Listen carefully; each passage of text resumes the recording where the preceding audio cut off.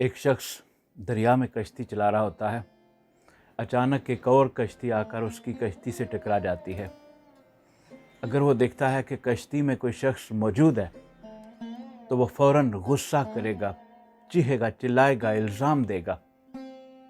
لیکن اگر وہ دیکھتا ہے کہ کشتی خالی ہے، اس میں کوئی بھی نہیں تھا، اب اسے بالکل غصہ نہیں آئے گا.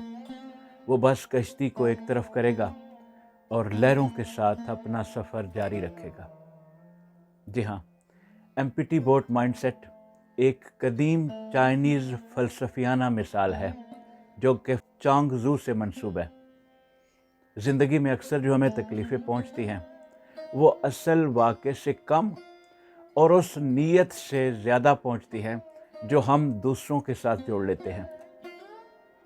ہم سمجھ لیتے ہیں کہ اس نے یہ جان بوجھ کر کیا، مجھے نیچا دکھانے کے لیے کیا، اس نے میری موجودگی کو نظر انداز کیوں کیا.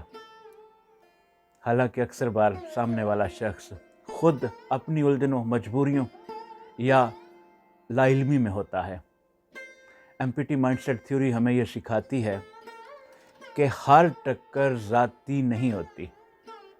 کسی کی طرف سے ملنے والی ہر تکلیف دشمنی نہیں ہوتی. کسی کا اگنور کرنا یا ہر خاموشی بے قدری نہیں ہوتی.